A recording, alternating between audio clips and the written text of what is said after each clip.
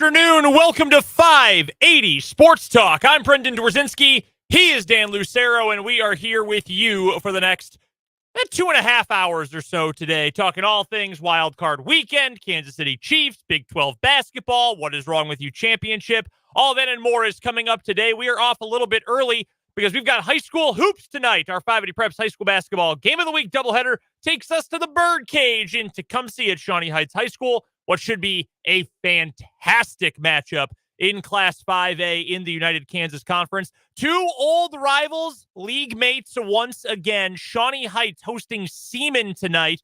Girls game, battle of top 10 teams in the state. Seaman's number 1, although they lost this week. Shawnee Heights, they're number 9. They're in the midst of a 7-game winning streak since dropping their opener. Then in the boys game, the Shawnee Heights boys, well, they've won 4 in a row under head coach Ken Darding, and Seaman, they've won 2 straight, and oh, by the way, they're the reigning state champions. What a doubleheader we have coming your way. Pre-game at about 5:30. Game 1 tip is scheduled for 5:45. The boys game will follow. You can hear it all right here on 580 WIBW with myself and the coach, Larry Latimer. So Dan will take you home for the back half of the show today, and again, we'll be out of here a little bit early. So shout out to those early start times in the United Kansas Conference.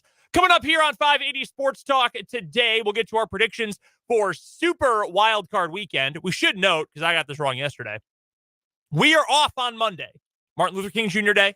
We are going to take the holiday as well, so we'll be back with you coming up next Tuesday. 3-day weekend for us, hopefully for you, 3-day weekend as well, or at least you'll get a little time to relax, kick back over the next couple of days. So we will pick all 6 games, including the Monday night game.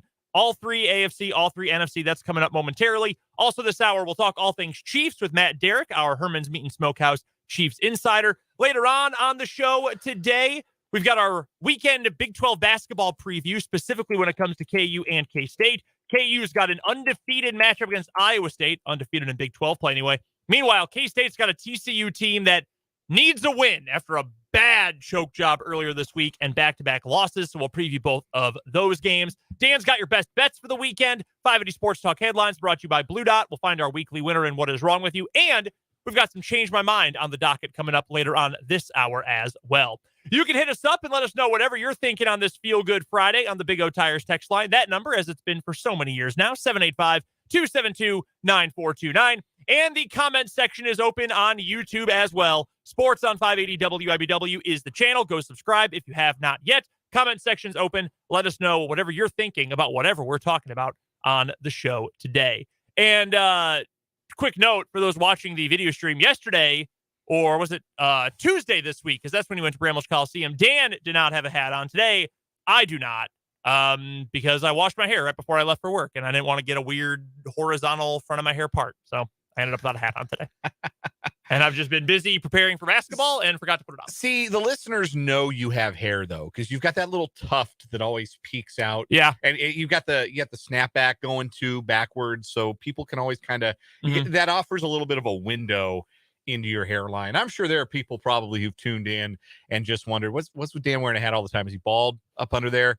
So I need to probably every now and again show up hatless, just to let people know that my hairline is still, in fact, flourishing and in good shape, and that I can clean up and be presentable if a situation does require me not to wear a hat. In fact, I'll be going back to Brownledge next Tuesday, so tune in next Tuesday to the video stream if you want to see hatless Dan. I've always had a little bit too much salad for the bowl, so to speak. I let my hair grow, and I just have a lot of it, and it grows really fast. It's very thick, very voluminous. So it always sticks out under the hat. I would like to clarify something, because this was asked about in the YouTube comments. That begs the question, how often do you wash your hair? I wash it all the time.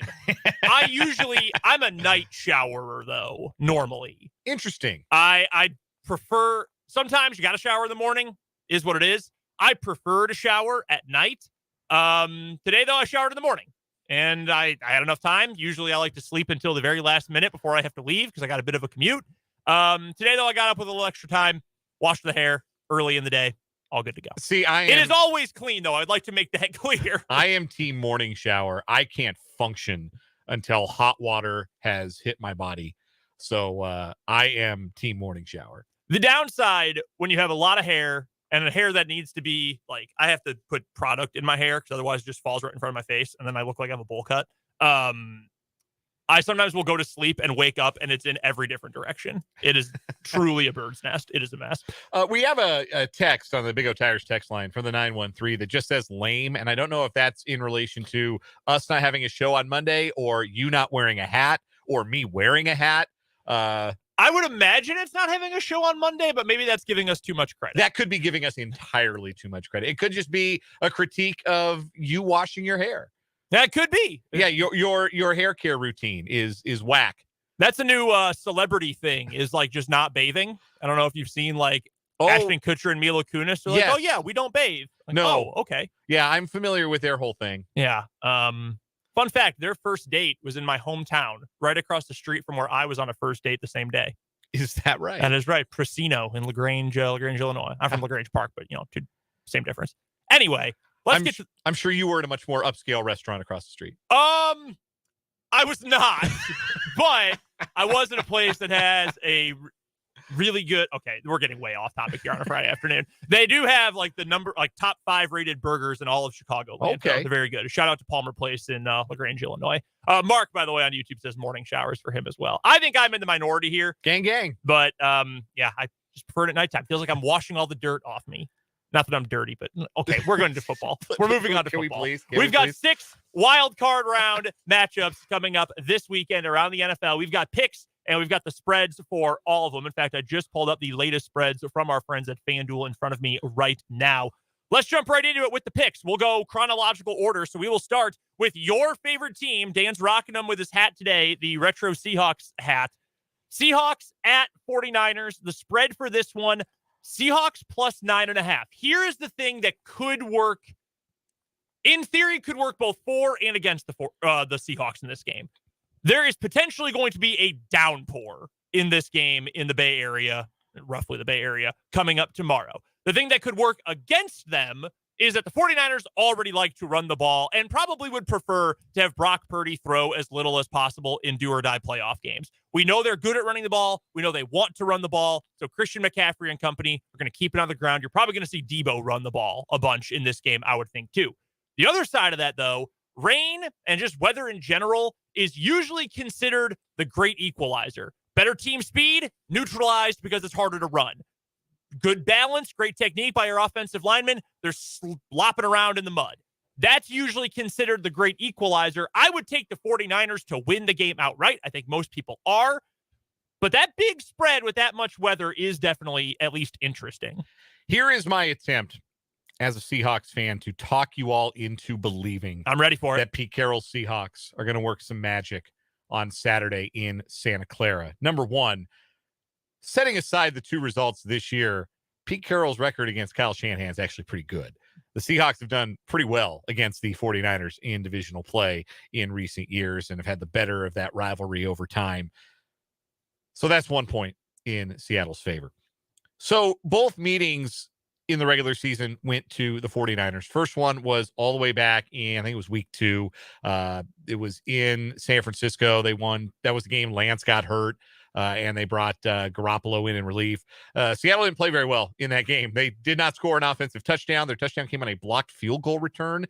They did drive at one point inside the 10-yard line and then ran a running back pass. And DJ Dallas threw an interception in the end zone. Why that was a thing that happened, only God and offensive coordinator Shane Waldron know for sure. But that was not a very good game. Sometimes. Yeah, the other game was a Thursday nighter in Seattle, and I was struck watching it as I watched it by how one-sided it felt. The game ended 21-13, and Seattle had an onside kick with under 2 minutes left. If they'd recovered it, theoretically, could have gone down, maybe scored a touchdown, got a 2-pointer to tie it. But it never felt like Seattle was going to win that game. Here's the thing that happened in that game, though.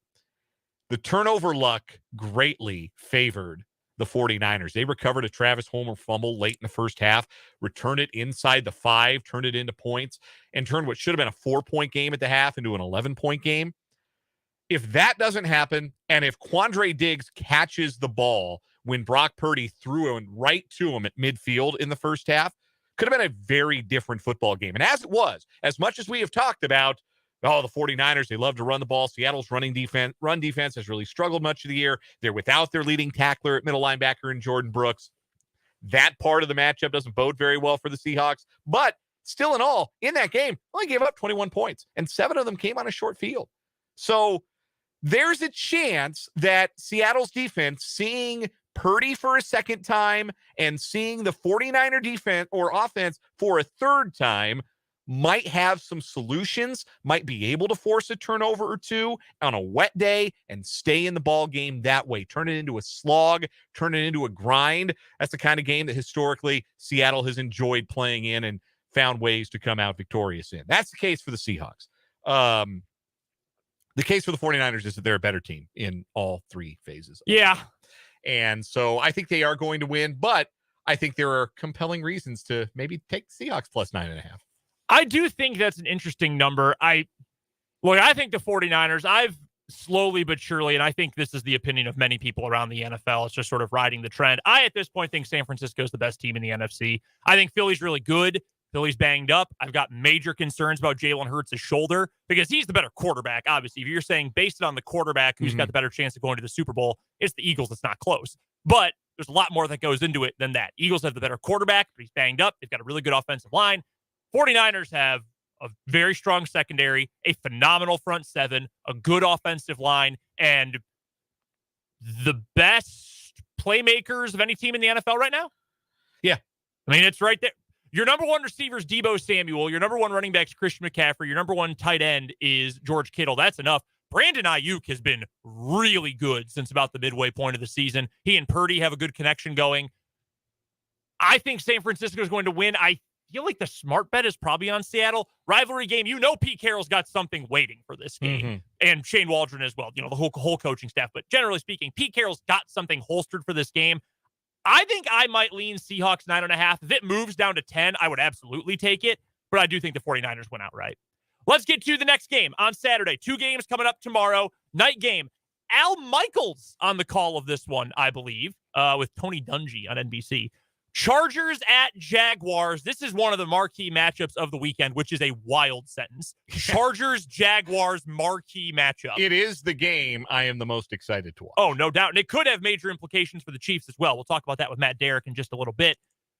Chargers have the superstar quarterback. Jaguars have a potentially budding superstar quarterback in Trevor Lawrence. The Jags whooped the Chargers early in the season. It was their first win in the Western time zone since 2007. It was absurd. They crushed them. 4-touchdown win.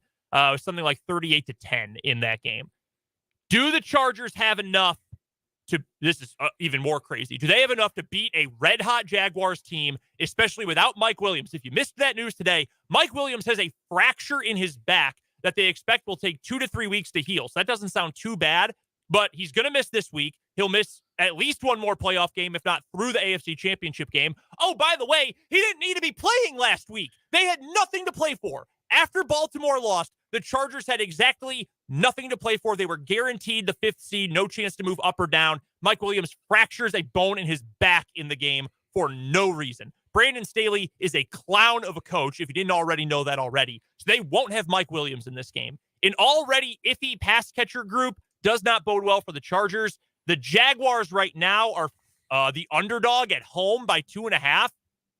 I'm taking a home playoff dog. I don't know what people know that has swung that line in that direction or put the line in that direction. I'm taking the home dogs here. I think Jags went outright. I think the Jaguars are playing better football. I mean, the Chargers were playing exceptionally well going into last week, and then they get a really important offensive piece injured for no good reason. And their defense gave up 7.5 yards per play to Russell Wilson and the Broncos. Yep.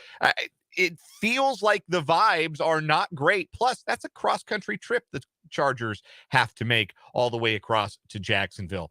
I think the Jags won their first playoff game last week. They're in playoff mode. They're at home. It's a night game. I think Jacksonville wins that game outright. That's a good matchup. Again, that could have major implications for the Chiefs. I'm very excited for that contest coming up Saturday night. Triple header on Sunday. First one. These are all rematches, by the way, this year in the wild card round. First time that's happened in quite a while. Dolphins at Bills. Skylar Thompson going to start a playoff game. The 2 lowest drafted rookies ever to start playoff games are both starting this weekend. Skylar Thompson with the Dolphins, Brock Purdy, Mr. Irrelevant, with the 49ers. The Dolphins on the road, cold weather, does not bode especially well for them. They are a 13.5-point underdog on the road. You were mentioning yesterday how much that line has moved. Yeah, it moved 3.5 points yesterday on the announcement that Tua Tagovailoa was not going to play.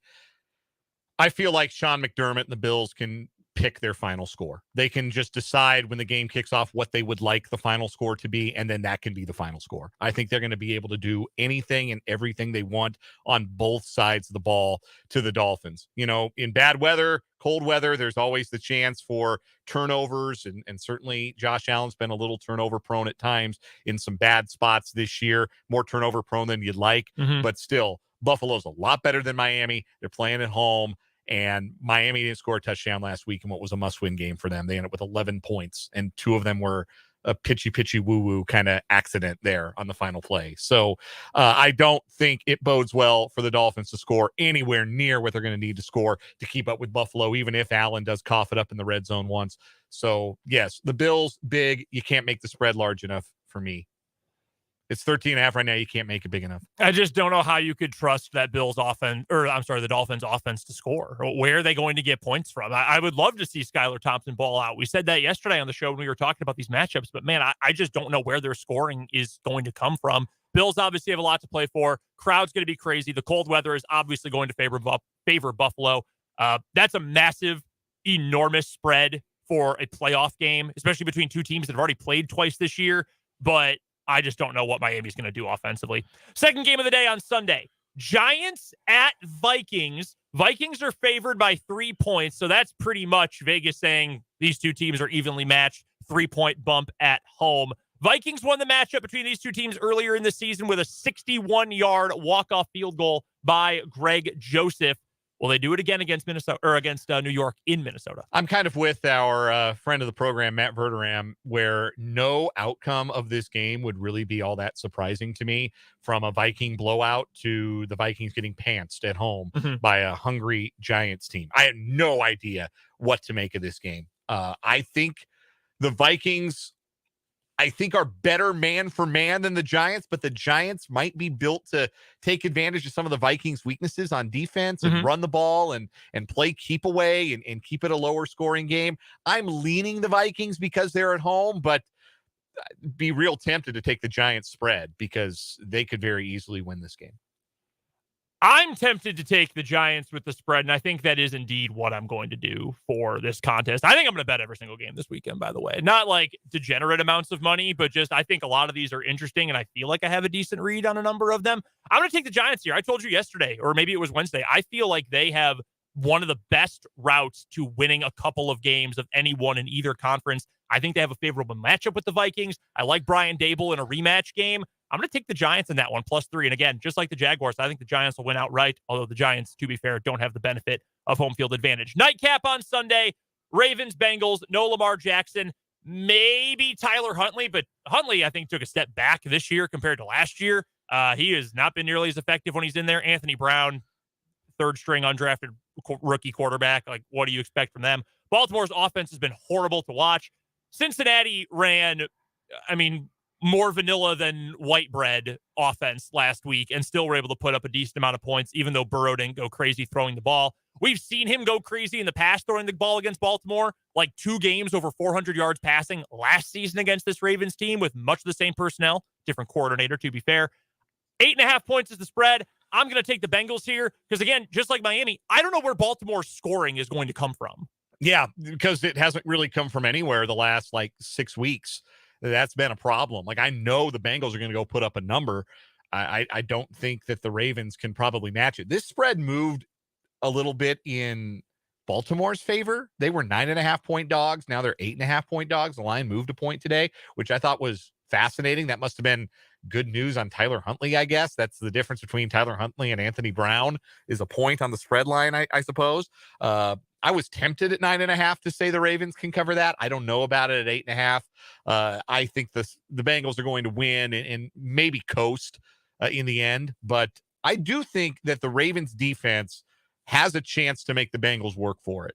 And if they can slow the game down, limit the number of possessions, run the ball effectively with J.K. Dobbins and company, they've got a chance to make this one close. They just haven't been able to do anything well on offense in recent weeks. No, they really haven't. There's a reason the over-under for that game is only 40.5 points.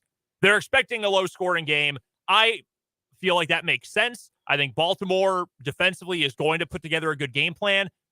Bengals still put up 27 points and won by 11 last weekend, despite, again, running the most boring offense you could imagine from a Bengals team and Burrow having a C-minus game. I think the Bengals are going to roll in that one. That takes us to our final game of the weekend, Dan. Monday Night Football, ESPN. There will even be a Manning cast for this one. Cowboys, Buccaneers. Buccaneers are a home underdog, plus 2.5 against the Cowboys. I know the Bucs have been bad this season. I mean, they've been awful. They've been no fun to watch whatsoever. The Cowboys give me bad vibes, and I got to be honest with you. Primetime playoff game, Tom Brady is a home underdog. That's like a couple of years ago when KU played Baylor, the year Baylor won the national title. KU was kind of floundering, and KU was like an 8-point home underdog. You're going to give me Bill Self with the points at home? Yeah, I'm going to take Kansas. You're going to give me Tom Brady with the points at home in a playoff game, prime time, only game of the day? I'm going to take the Bucs to cover. I'm going to take the Bucs to cover, and I think they're going to win. I just don't like the way that Dallas has played down the stretch on either side of the ball. It kind of feels like they're running out of steam, and Mike McCarthy in the playoffs against Tom Brady. Don't love it. Don't love it. So I think I'm going to go with Tampa Bay. I think that, you go back to the first meeting between these two teams this year, Tampa Bay's defense had held Dallas to 3 points. And I know Dak Prescott got hurt in that game, but fundamentally, what's the difference between him then and him now? I don't know that it's a whole lot. So I think that Tampa Bay will find a way to win this game. I think they'll play better defensively, and I think they'll get better production from the quarterback spot. I know it was week 18. I know that there wasn't really a ton to play for, especially when the Eagles game got out of hand, although it got close late. But man, I just don't feel good about this Cowboys team right now. Don't feel good about Dak Prescott. And honest to God, if you're Mike McCarthy, you probably feel a lot of heat right now because Sean Payton's just out there. We know how much Jerry Jones loves Sean Payton. You better hope you win if you're the Cowboys. But again, you give me Tom Brady with points at home in the playoffs. That's an easy bet for me. Those are our picks for NFL Super Wildcard Weekend. Let us know your favorite game of the weekend. Let us know your picks for any of them, either in the comment section on YouTube, Sports on 580 WIBW is the channel, or you can hit us up on the text line as well, the Big O Tires text line, 785-272-9429. We've got a quick round of Change My Mind coming up next, and Matt and Derek from ChiefsDigest.com later on this hour, right here on 580 Sports Talk.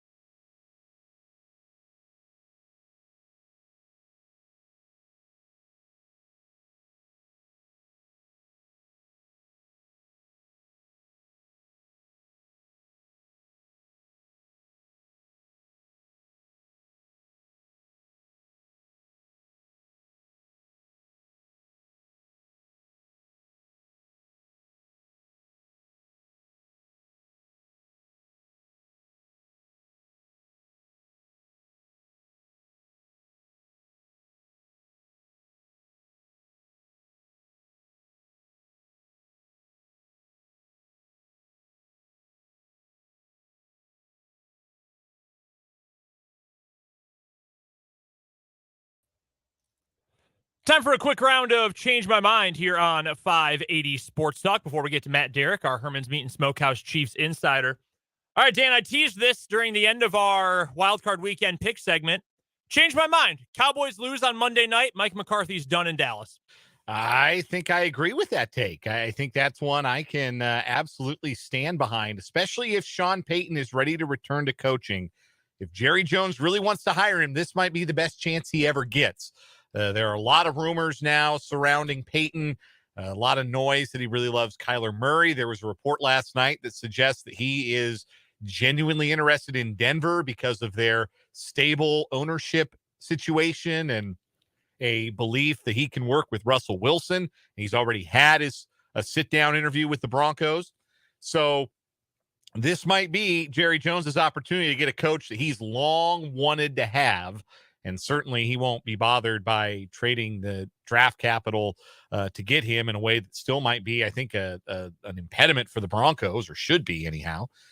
So yeah, if the Cowboys brick this on Monday night, I think that that's curtains for Mike McCarthy. I think so too, man. Like you put it perfectly. This is probably the last best chance that Jerry Jones is going to get to go and get his guy in Sean Payton, excuse me. Don't miss that opportunity. And again, I don't have a whole lot of faith in that Cowboys team. Remember how they ended their season last year with the worst end of game play of all time? Yes, I do. Running it right down the middle of the field as time expired with your quarterback. I don't have a whole lot of faith in the Cowboys. I think McCarthy's done. I think he's been a sitting duck for over a year at this point, to be honest with you. My only regret is that particular Nickelodeon broadcast of the wildcard game last week did not have Patrick Starr criticizing the clock management of Mike McCarthy there at the end. We need more of that. We really, truly do. Absolutely have to. What do you have for? I'll give you a similar change my mind, or a change my mind in a similar vein. If the Chargers lose tomorrow night, Brandon Staley's out in LA. I am going to say no, because I think the Chargers can bank on, look, we're not going to get rid of him because we have continued to improve year over year with Herbert, and from where we were the final year, second year of Anthony Lynn, to where we were last year, just missing the playoffs, to now in the playoffs. Herbert continues to play well. I would imagine you got to put some pressure on him to find an offensive coordinator who's not a complete klutz. But man, this Mike Williams situation is real bad. And if the point is they will get rid of him if they lose, I would say no, they will not. But would I be surprised if they did? I also would not be. Because again, Sean Payton's out there. You know what the best situation for Sean Payton probably is? That's a pretty good front office in LA. Now, they got ownership problems, the major family infighting with LA ownership. Mm-hmm. But you've got a pretty good general manager in Tom Telesco, and you've got one of the biggest rising superstar quarterbacks in the NFL. I think Sean Payton would love to play with Justin Herbert. Yes. Look what he did with a quarterback who was short and had a weak arm, at least relatively speaking, late in his career. Justin Herbert is huge and has a huge arm. I think Sean Payton would love that situation. So I'm going to say he keeps his job regardless. Staley does, but I would not be one iota shocked if they did can him. If they go down, and a lack of offense is part of the reason why, I think there's going to be a lot of frustration. It's such a betrayal of trust, I think, in that locker room, because that Mike Williams playing, we already know he's injury prone, playing in a game he did not need to play in. And it's one thing for Brandon Staley to say, well, we can't sit everybody. Like, yeah, we know you can't sit everybody. Gene, sit some guys, right? You can sit the important guys. That would have been fine to do. Brandon Staley's whole thing is he's not iconoclastic. That's not quite right. But he's the guy who will do things against the grain. Like, he's the fourth down guy. He's the guy willing to take risks that others won't on fourth down. And he's the guy willing to put his players in scenarios that other coaches might not. He's the guy who takes risks. Well, if your risks don't work, and if in fact they backfire on you spectacularly, then what are you doing as the head coach? So I think there will be momentum towards replacing him. Besides, we have not had the surprising firing yet. And I think that would certainly qualify. We always have one that feels like, whoa, really? And I think that could be the one if they get beat tomorrow night. We did have a surprise return. By the way, I know you'll get to this more in headlines. Sean McVay returning to the Rams. Yeah. I did not expect that. I mean, we said this week, like, they're letting their coaches all walk. Sounds like a guy who's willing to say, yeah, I'm out of here too. So that was pretty darn shocking. We've got to take a timeout. When we come back, though, on the other side of this break, Matt Derrick, our Herman's Meat and Smokehouse Chiefs insider, joins us here on 580 Sports Talk.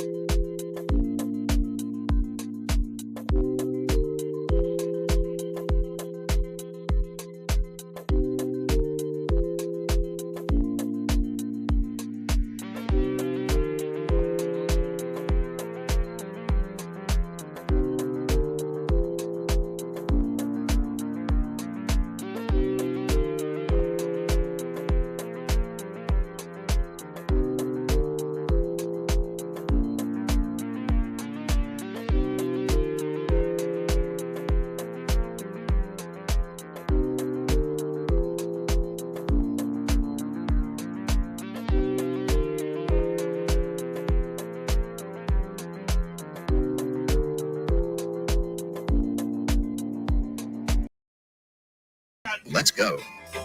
We are headed to Kansas City for our Herman's Meat and Smokehouse Chiefs Insider here on 580 Sports Talk. We do it bottom of the 3 o'clock hour every Friday afternoon with Matt Derrick of ChiefsDigest.com. Go to ChiefsDigest.com for all of his phenomenal coverage of the Kansas City Chiefs. And you can find Matt on Twitter as well, at Matt Derrick. And I'd also like to issue a quick apology. Matt, I am sorry for accidentally texting you this afternoon when I meant to text my wife instead. My apologies. I greatly enjoyed that, and like I said, that could have been much worse. So yeah, I was texting about the pregame work I was doing for high school hoops tonight, and I sent it, and I looked down at my phone and said, "My wife's initials are not MD." Uh-oh. You got that unsend. That's what that new unsend feature is for. Yeah, I might have needed that this time. So, Matt, appreciate you putting up with my texting shenanigans. How nice is it for you and for this entire Chiefs team to not have to worry about any stress this weekend? They can just kick back and get healthy and get ready for the divisional round. Yeah, that's what this week is all about. It's about catching your breath, taking a deep breath, resting up, letting all the aches and pains of the NFL season, kind of go into the background for a little bit and just get back to kind of fundamentals and look at the big picture. I mean, that's what the benefit of having this week off is. And Chiefs absolutely do that. Andy Reid gives players a few days off before they get back together before the weekend and then kind of hit the ground running. But so I have no doubt that, especially for some of the guys who've been dinged up the last couple of days, have been a breath of fresh air. What to you is the best possible matchup and the worst possible matchup for the Chiefs? And I know they could face 4 different teams. It could be Jags, Chargers, Dolphins, Ravens. I think a lot of folks are expecting some blowouts in the wild card round games. What would be the best case scenario for the Chiefs? What would be the worst case scenario out of those wild card matchups that could then face the Chiefs in weekend number 2? Yeah, I really would not be concerned about upsets. And if anything, I think I'd be favoring upsets.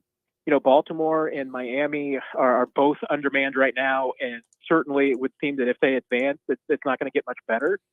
Baltimore, clearly, it sounds like, would not have Lamar Jackson, even if they were to upset the Bengals this weekend. Miami, I have less confidence that Miami can probably pull the upset because they have just had the arrow trending in the wrong direction the last few weeks. But again, I mean, a team in a little bit of disarray and not at full strength. So I would think if either of those teams make it through, the Chiefs, you'd have to be happy about it. To me, Jacksonville and the Chargers are obviously the most likely opponents. And I think it's a pick your poison. Yeah, the Chargers have given the Chiefs a hard time. They know the Chiefs pretty well. But who knows Andy Reid, the Chiefs offense better than the Chargers? Doug Peterson.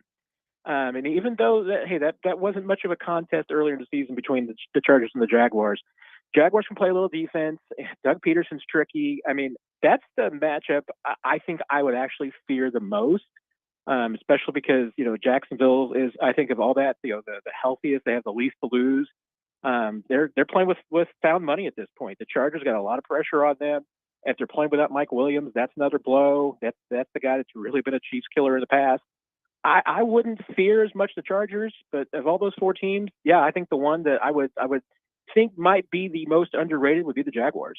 We were just talking last segment about Mike Williams and the Chargers and the fact that he can't go because of an injury he suffered in a truly meaningless game last week, Matt. There was no reason for him to play. The Chargers could not move up, down, any which way. And he ends up fracturing a bone in his back, and he's going to be out for a few weeks and might be done for the entirety of the playoffs, however long that lasts for the Chargers. Obviously, if it ends up being the Chargers against the Chiefs, that would be a big benefit for Kansas City.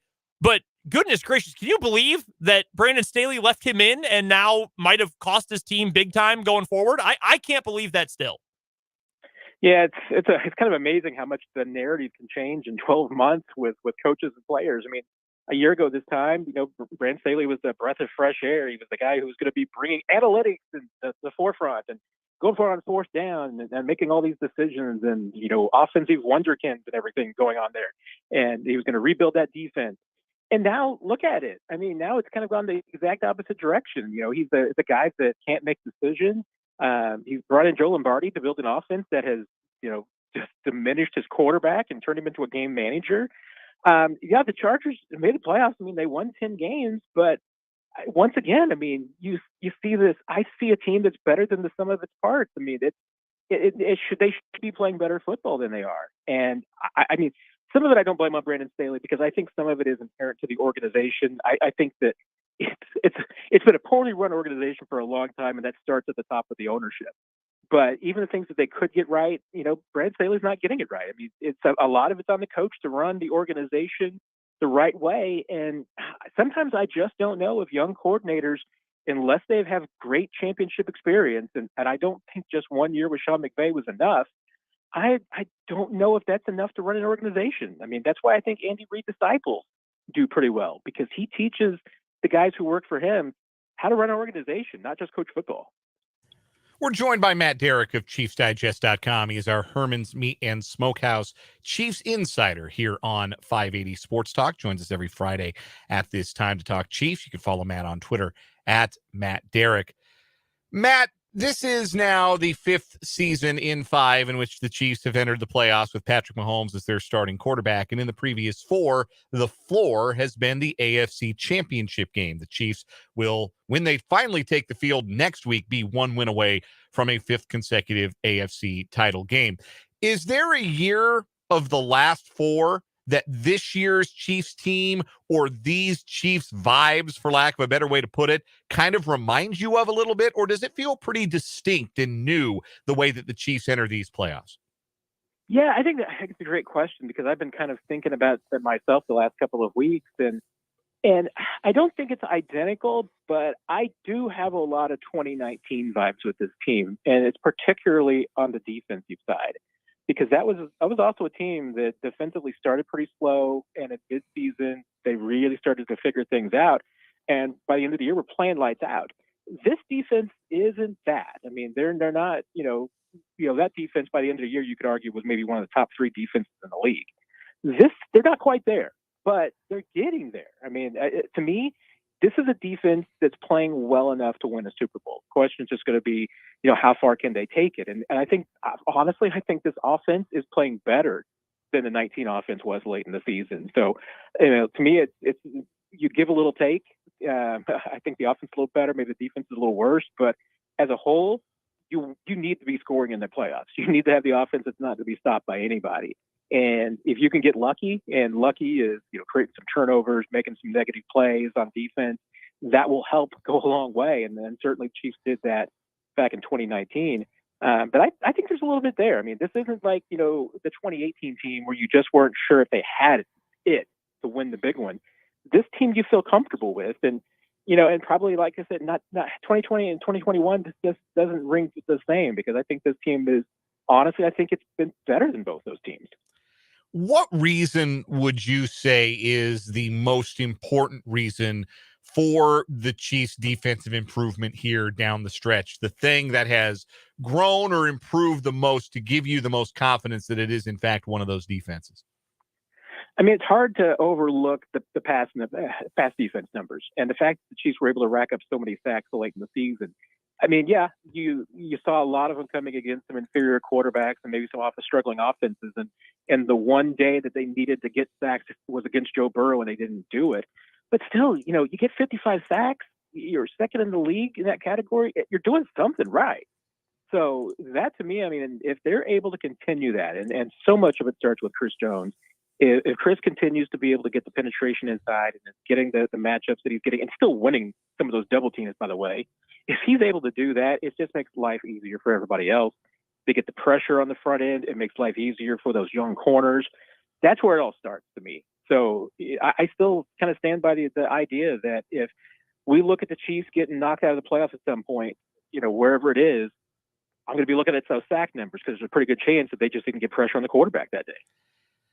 I'm glad you brought up the defensive front and pressure on the quarterback, because even going all the way back to when we were talking in training camp, the thought was that, yes, Chris Jones is obviously a special player, and he had a special season this past year, good enough to be a first-team All-Pro, but it was going to take everybody. It was going to take the aggregate production of that defensive line, and it took some time. But, Matt, doesn't it feel like we got there with how George Karlaftis and Mike Dana and others really came on down the stretch?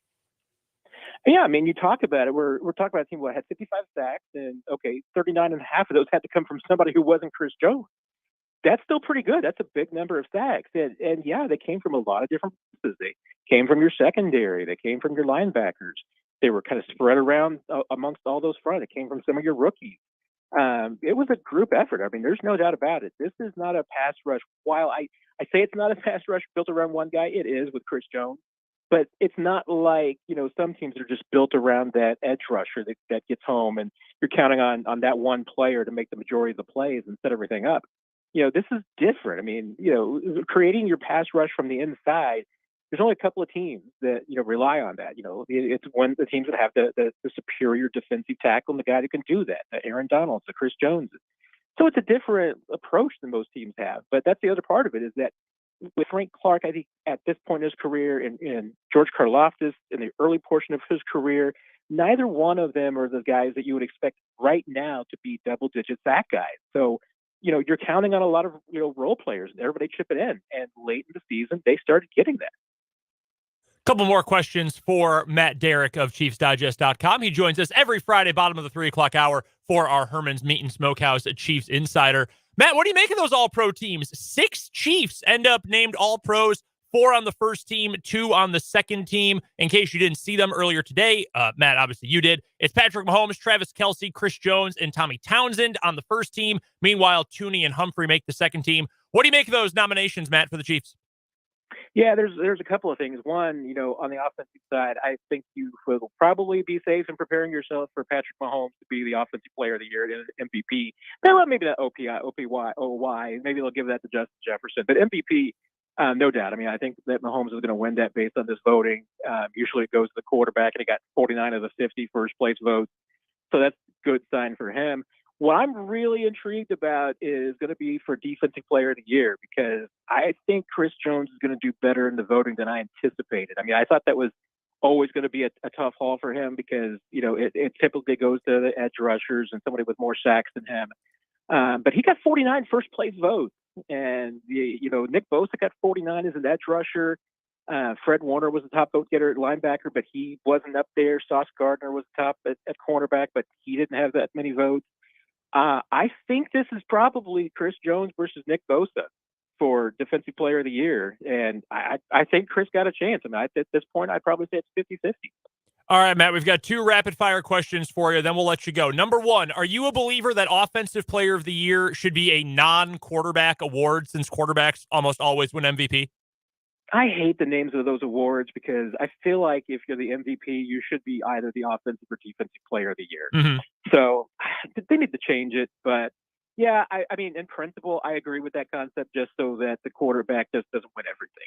I think that's totally fair. Yeah, you do need to rename it, though, because it's sort of redundant to a degree when a quarterback wins. All right, last thing, Matt. No Chiefs game this weekend. What is the spread going to look like at Shea Derrick? What's the football-filled non-Chiefs weekend going to look like? Good question. I haven't completely figured it out yet. I do have some Luther Burden barbecue chips that are going to expire soon that I have to fire up. And I'll tell you what, those things are fire. So you take the Luther Burden wide receiver chips and you match it with a little cream cheese and chives. That is a treat, my friends. What are they flavored, or are they just like your classic potato chip? It's like a honey barbecue, but Oh. it's the company that makes it. It's like a special flavor. It's not like one that they're normal, but it's got like a mesquite honey flavor. Really, really good. I wish they made it as a regular bag. It's unfortunately a company that's based out of St. Louis, so it's not available in Kansas City. But I did stock up when I made the trip to Columbia a couple of times. So. Well, I will say this. We are a very, very pro NIL in college sports show. This is one of the best reasons why. You get foods like Luther Burden's chips or Bijan Robinson's Dijon mustard. I'm all for it if we get more food. I am with you right there. That's the best part of it. Matt Derrick covers the Chiefs better than absolutely anybody over at ChiefsDigest.com. You can find him on Twitter at Matt Derrick, and, of course, all of his great work covering your Kansas City Chiefs at ChiefsDigest.com. Matt, enjoy Super Wildcard Weekend. Enjoy kicking back a little bit, and we will talk to you next week as we get ready for Chiefs versus mystery opponent. You as well. Have a Super Wildcard Weekend, everybody. That is Matt Derrick from ChiefsDigest.com, the absolute best of the best. That'll do it for the first hour today of 580 Sports Talk. Come on back, though, for hour number 2. We'll preview KU versus Iowa State and K-State versus TCU coming up this weekend. Dan's got your best bets for the weekend as well in the NFL slate, and we'll find our weekly winner in What Is Wrong With You. Can anyone take down one of our favorite stories of all time? The bootleg meat guy. Is it going to be able to hold on and become our weekly champion? We're going to find that out coming up here in the 4 o'clock hour of 580 Sports Talk.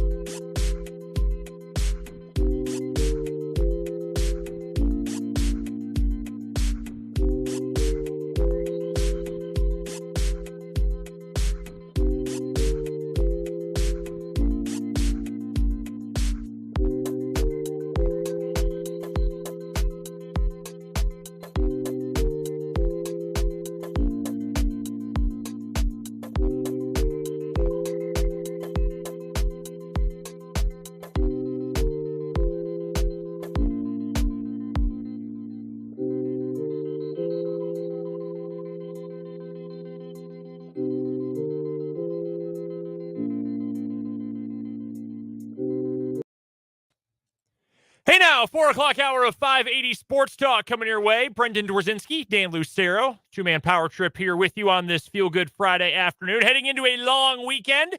MLK Day coming up on Monday, so we have the show off Monday. We'll be back with you on Tuesday with a jam-packed schedule coming your way.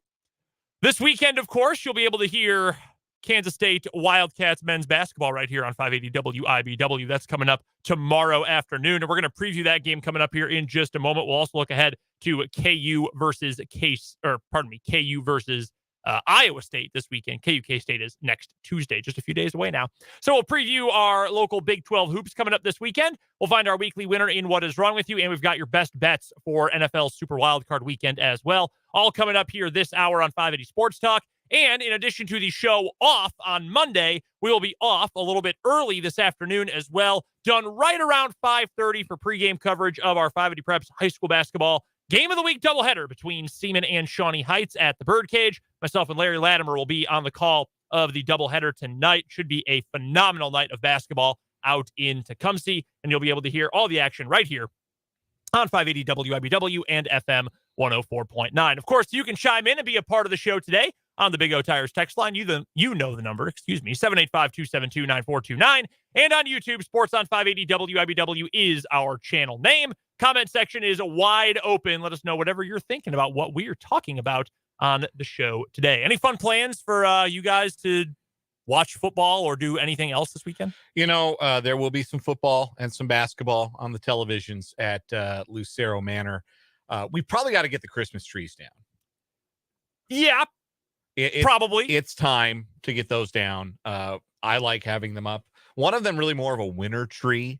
Oh yeah. The upstairs one really more of a winter tree. So we've been letting that ride a little bit. But yeah, those will come down this weekend, I'm sure. So that's other than that, no big projects or big plans other than just kind of veg. My wife gets a 3-day weekend as a teacher, so she gets Monday off too, and I know she's looking forward to that. So yeah, no kidding. Yeah, we're going to enjoy it. Yeah, I know we are.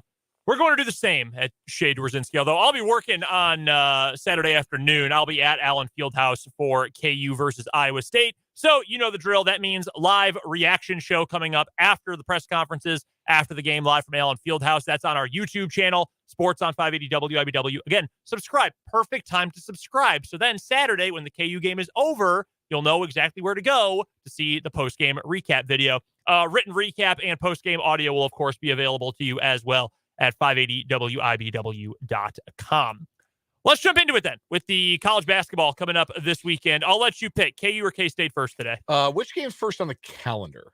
Which game is the earlier tip? When does K-State tip? I know K-State tips at 1, KU's at 3. So It's a nice little double header. K-State TCU, by the way, is on ESPNU. Going to have the plus if you want to watch the Jayhawks on Saturday. I know folks didn't think that Iowa State was going to be quite this good this year. Bruh. They got top 15 matchup on the plus. Come on. Do you think we could get to a point where they schedule basketball like they do football, like with the TV networks? I know, times are set way in advance, but, 6-day window. We don't know what Saturday's game is going to be till Monday because it might be two teams with a lot to play for or not. That makes too much sense. Here's what really needs to happen is like they need to fix how they schedule college sports just in general on television. Correct. Like college football games are not 3 hours, 3.5 hours. Stop pretending that they are. Mm-hmm.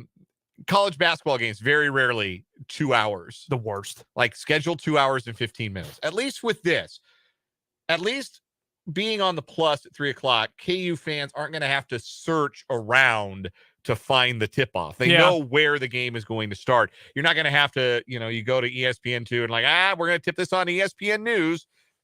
Then you got to wait for like an infomercial for Copper Fit to see the tip-off of the game. The same ad featuring like either the chanting at KU or the Florida Georgia Line knockoffs for Baylor. Like, have you seen that ad? Yes. Unbelievable. Extreme, like knockoff country band energy. Anyhow, K-State tips first. Let's talk about them. All right, let's do the Cats first then. They've got a big one against TCU. This game, I think, is bigger for TCU than it is for K-State. I mean, K-State would obviously like to stay at the top of the table in the Big 12, stay undefeated. One way or the other, there will be an undefeated first-place Big 12 team coming up after the games on Saturday, since KU and Iowa State play against each other. Obviously, K-State would like to keep pace at the top.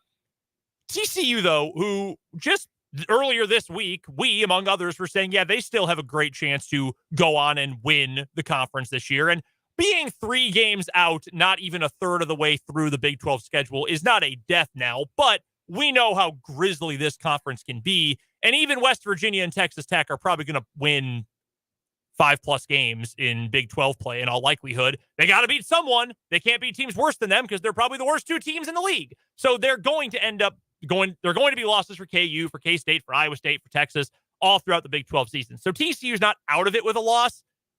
That being said, you fall 3 games behind the leaders, 5 games into Big 12 play. That's not a really good position to be in. I think TCU is really good. I still think you could argue they're the 3rd best team in the Big 12. Hell, they were the better team than Texas for 30+ minutes on Wednesday night, but they choked and lost because they were that bad in the final 10-ish minutes of the game.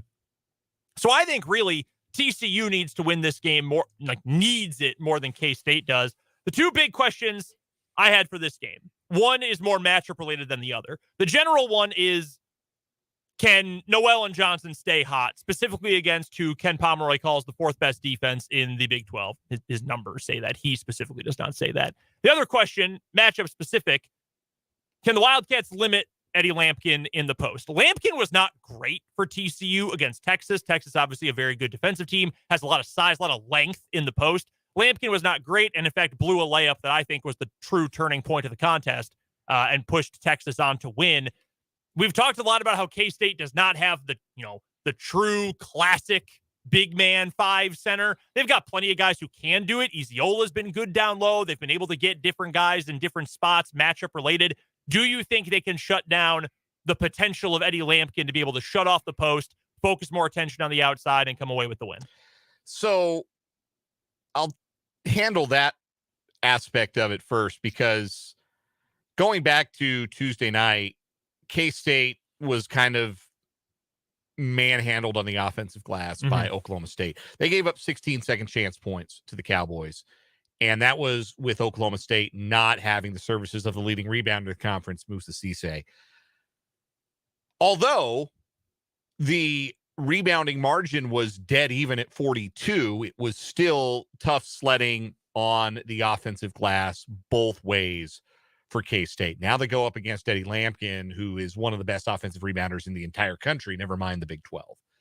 So that's a difficult matchup. Kansas State's going to have to be better, and they can hopefully have some lessons learned from the Oklahoma State matchup and take those into TCU. And the thing about TCU that makes them a little bit different is there's a ton of length on Oklahoma State, and there's just not as much. TCU is a little more guard heavy. They're not quite as long.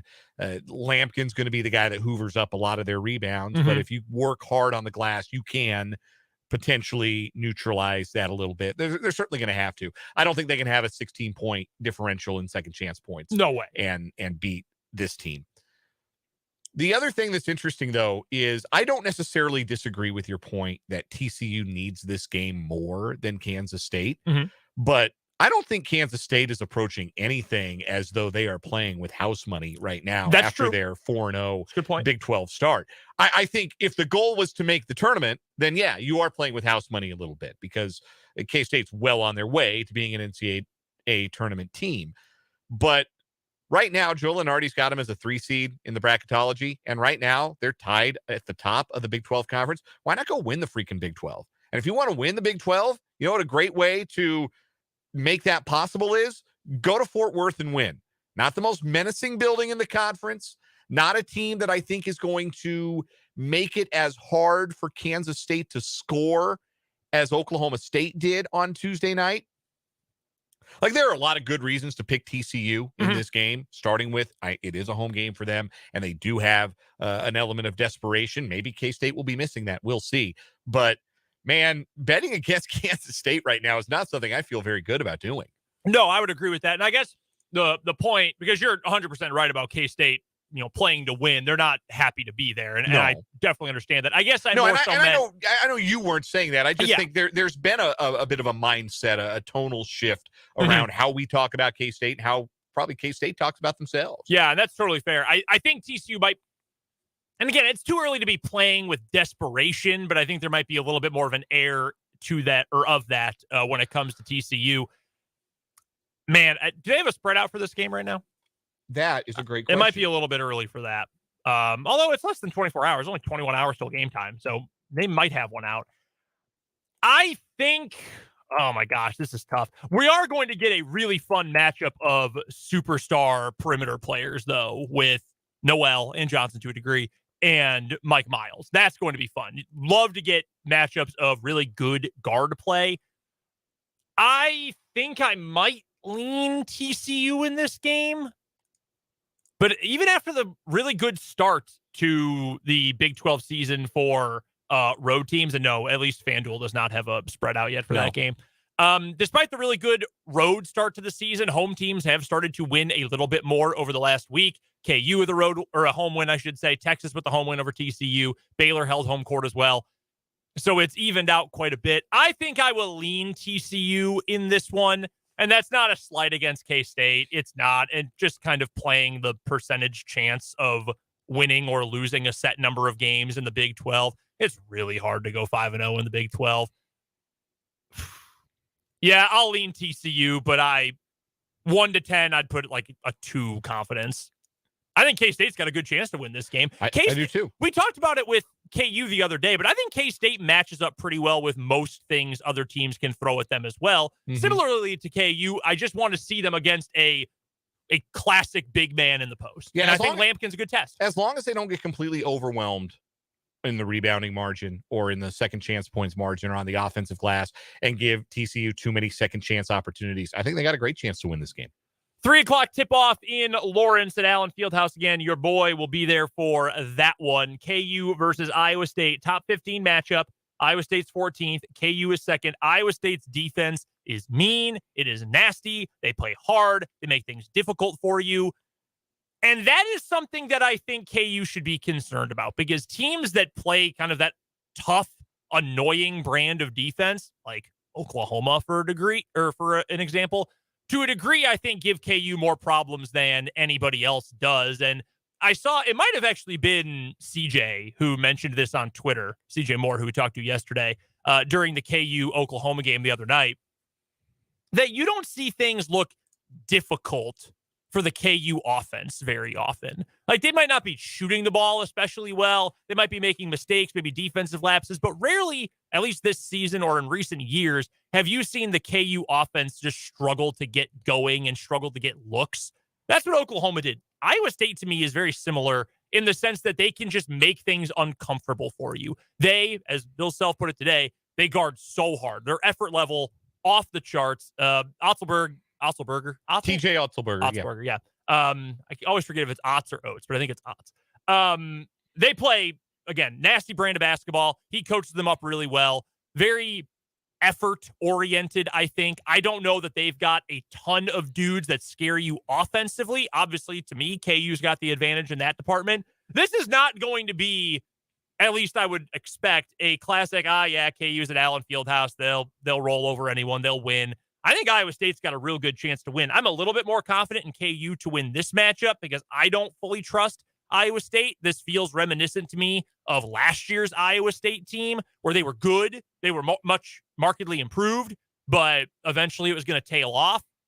I think this team is even a little better than that squad, but I don't quite believe in Iowa State yet. So they're shooting the hell out of the ball in conference play in particular. Kalsher and Grill are both above 48% from 3-point range. I mean, that's preposterous. That's how you put up big scoring numbers. And they've needed every bit of that because they don't have a whole lot of other scoring. They don't have a dude who just hoovers up every rebound. They've right now been a team that is playing really, really hard, that's really, really well coached on the defensive end, and they've got 2 scorers right now that are carrying them. So for Kansas, they're going to have to neutralize that threat and make sure that Iowa State doesn't turn this into a 3-point shooting contest. Because right now, some of the struggles that KU has had from behind the arc and some of the difficulty they've had just getting Grady Dick free to shoot 3-pointers, because he's their weapon. And other teams are very, very aware of that, particularly how Oklahoma guarded him on Tuesday night.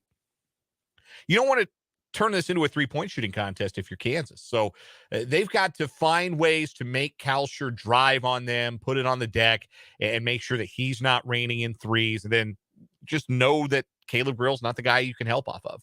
I think that KU's perimeter defense is disciplined enough that they're very capable of that. The other thing, too, is I think KU's antenna are up. I think they come into this expecting it to be a hard game. And I don't know that they came into Tuesday night expecting it to be a hard game. And when it was, I think it got frustrating for them. And obviously, they put the pieces together and made the run just in time. But I think KU's antenna is up. They're ready for this to be a hard game. They're ready for this to be a slog. They'll match Iowa State's intensity at home. And I think that will see them through. I think they'll win this game. Kalsher gave KU a lot of trouble last year as well. So that's obviously a player to key in on. Do you think, worry, I guess is the word, for either KU or K-State, that there might be a little look ahead in the games this weekend? That's very possible. That's very possible. Now, with Bill Self, veteran coach, you'd like to think that he's been around that, coached around that, knows how to keep his guys focused on the task at hand. He's got a team with a championship pedigree. I worry about that maybe less for them than I do for Kansas State, who have an opportunity to have a redefining of their program on Tuesday night at Bramlage Coliseum. Like, that is such a seismic game for what K-State basketball is and where K-State basketball is going, that I think it's only natural to be thinking about that even as you take the floor on Saturday against TCU. But again, TCU has your attention. Jerome Tang talked about this after Tuesday night's game, that sometimes it's easier to coach the team without the number next to it than it is to coach the team with the number next to it. And he's referring, of course, to the top 25 ranking. He says, because when you coach a team, you don't have the number, that team with the number has your full attention. Well, they're playing against a team with a number next to it. So I'm more worried about it for K-State than I am for KU. I'm less worried about it for K-State than I would have been if they were playing an unranked opponent on Saturday. The fact that they're playing the number 17 team in the country, I think that will have their full attention. Man, 2 top 20 matchups for KU and K-State this weekend. How about that? Rest of the Big 12 schedule for this weekend. Tell me which one of these is the most intriguing game to you. Also, how about this? The Big 12 staggered every game this weekend. That's awesome. No game at the same time. Love that. 11 o'clock tip, West Virginia at Oklahoma. 5 o'clock is Oklahoma State at Baylor. And 7 o'clock is Texas Tech at Texas. Most interesting game of those 3. Texas Tech, Texas. I think we're still learning what Texas is going to be with Rodney Perry on the sideline. And I think that their win on Wednesday night over TCU was a statement that, hey, we've had some turmoil, but don't forget about us. You know, there's a reason we came into this season ranked in the top 5. And I think that was a statement win for them, and they're going to be looking to build upon it. And it is desperation o'clock for the Texas Tech Red Raiders. So, and you know, Mark Adams is going to have his team up to play that game. They'd be up to play it regardless. So I'm fascinated by that matchup. I think Texas probably wins it, but boy, Texas Tech can't go 0-5 in the conference. Yeah, that's the true desperation game of the weekend. I think there's a level of intrigue to every single game. That's a major cop-out answer. I'll lean with Baylor hosting Oklahoma State as my number 1 most intriguing game. I think Oklahoma State's defense against that Baylor offense is going to be fascinating because, as we heard from CJ Moore, as we've seen with our own 2 eyes, respectively each, Baylor's defense has not been all that great this year, especially not up to the standard it has set over the last couple of seasons. So I'm interested to see what Oklahoma State can do to that Baylor offense and see if they can even out that game in Waco. It's also in Waco, and it's not against KU, so there's probably not going to be a whole lot of a home court advantage for Baylor in that game. I think even West Virginia versus Oklahoma is going to be interesting. Can Oklahoma finally get over the hump? They are so close.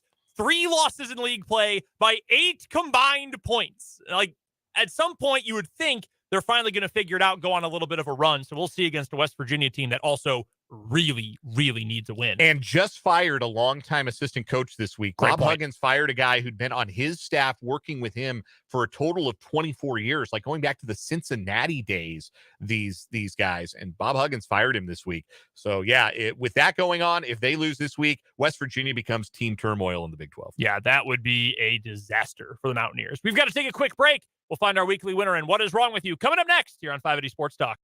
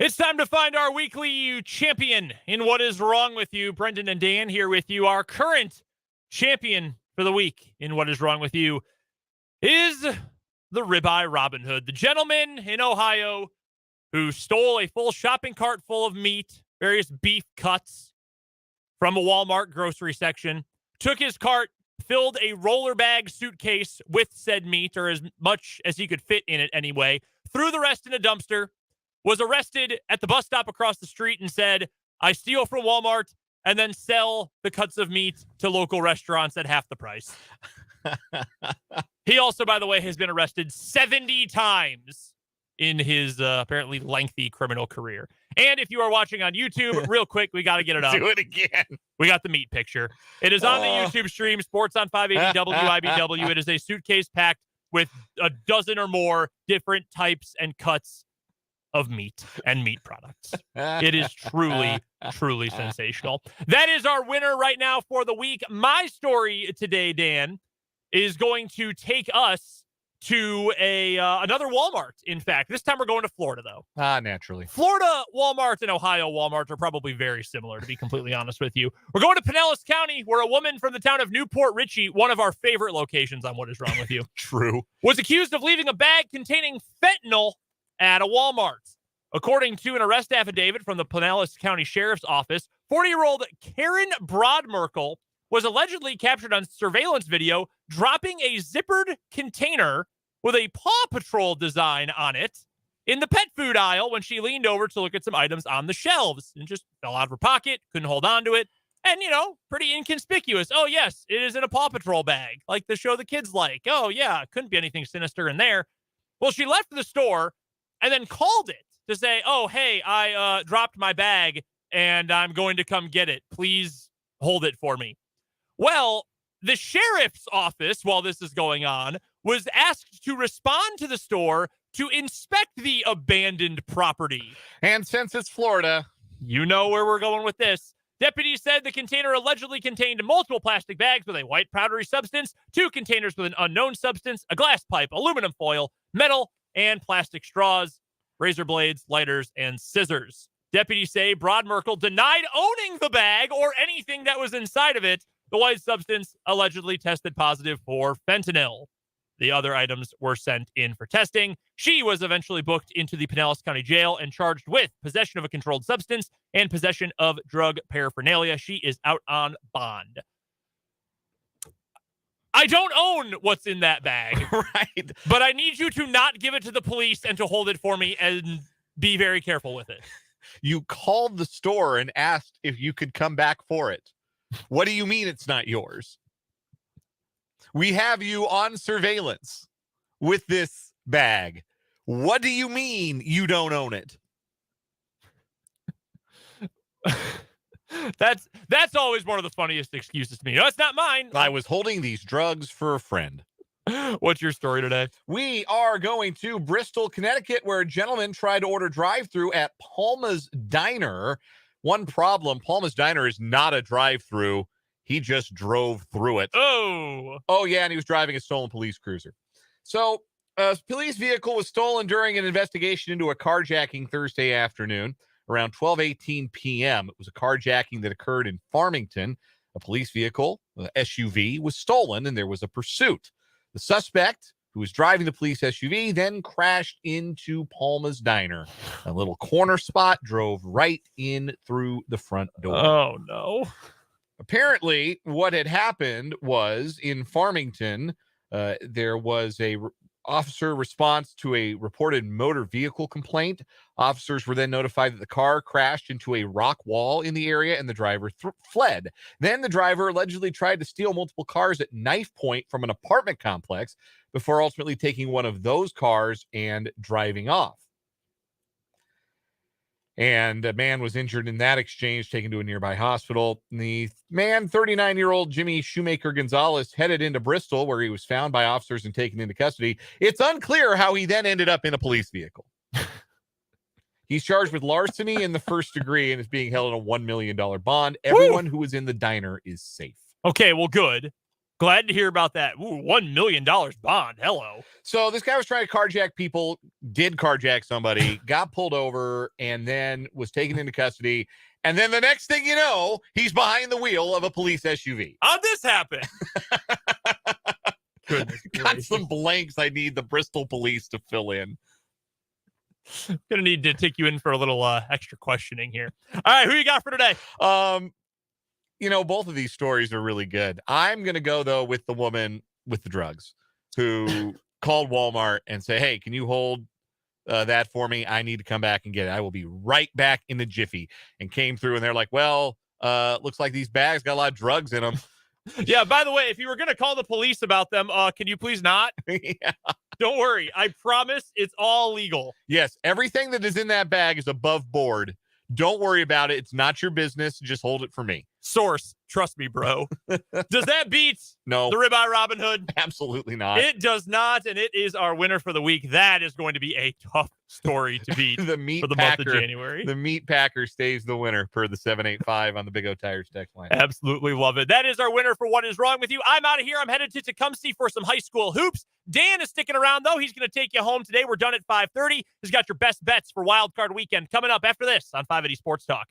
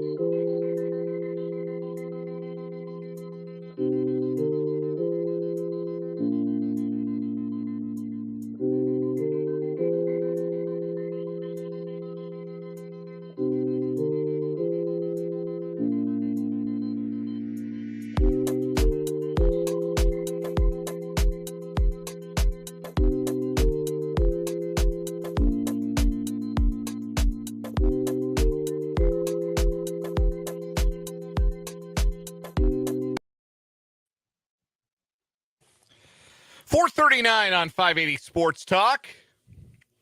Dan Lucero hanging out with you. It's a solo mission the rest of the day and by extension the rest of the week.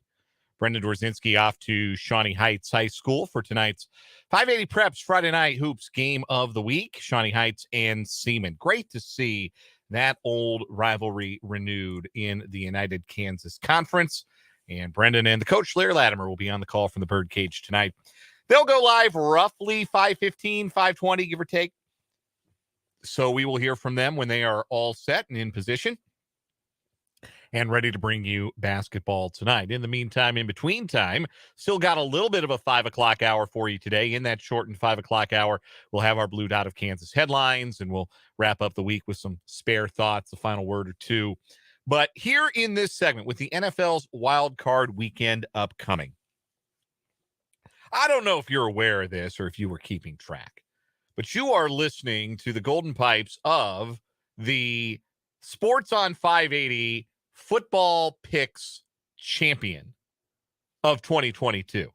If you guys were following along on our website, 580wibw.com, or on our Twitter accounts. We all have individual Twitter accounts, but the show account is at Sports on 580. So if you're on Twitter, you should be following us. It's a good time. Lots of live tweeting when we're at games, and of course, lots of promotions of what we got going on the show at Sports on 580 on Twitter. But anyhow, if you followed along throughout the year, you know that the Sports on 580 WIBW crew, myself and Brendan, plus Jake LeBon and Fulton Caster have mic'd up, each submitted 3 football picks, football bets for each weekend of the football season. One of them had to be a college pick, and one of them had to be a spread pick, and one of them had to be an NFL pick. One of them had to be an over-under pick.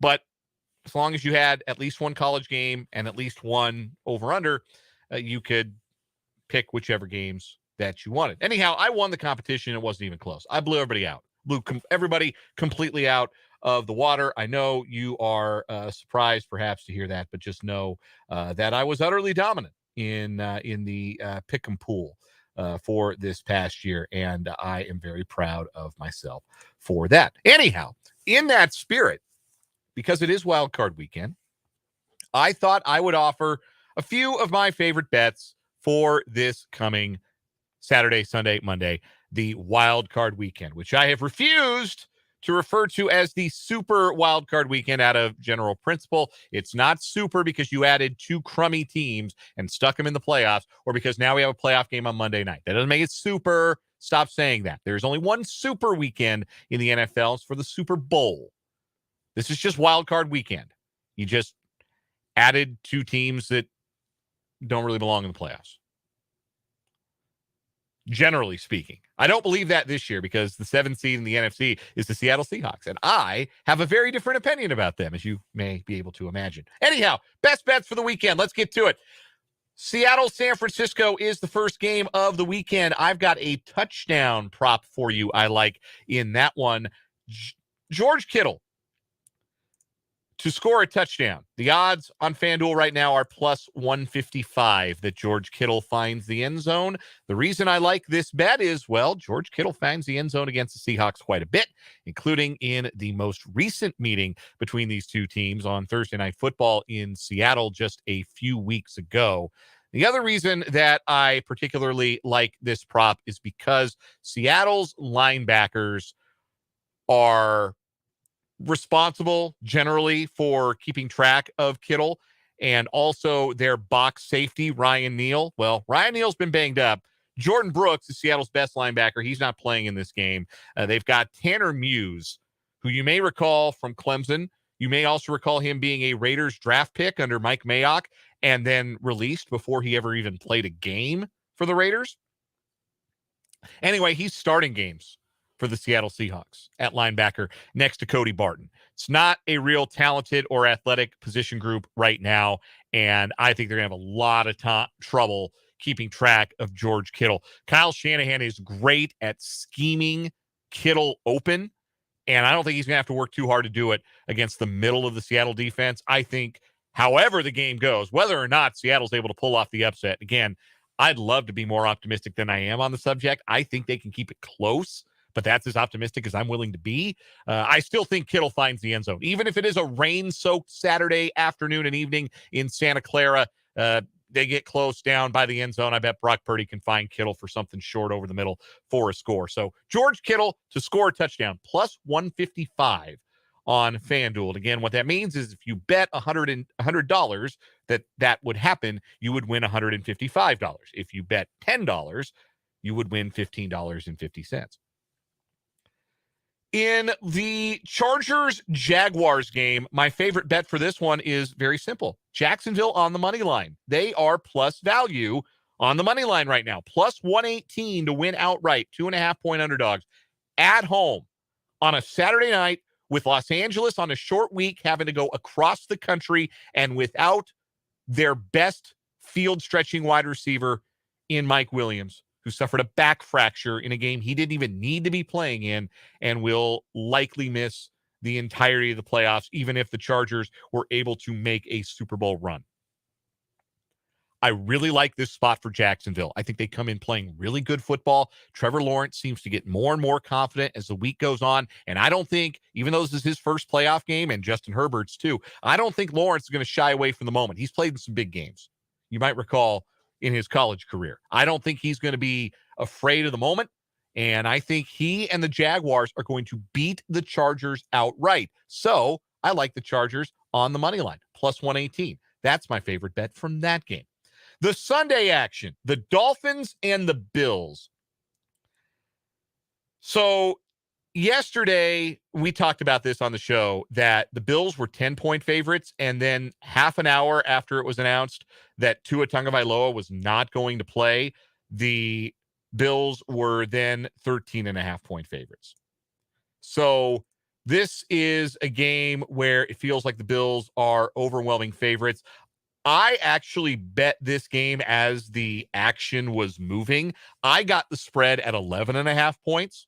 I also got the Dolphins team total at 15.5 points, took the under there. It's at 14 now. I just don't think they're going to be able to do anything on offense against the Bills defense at home in a playoff game.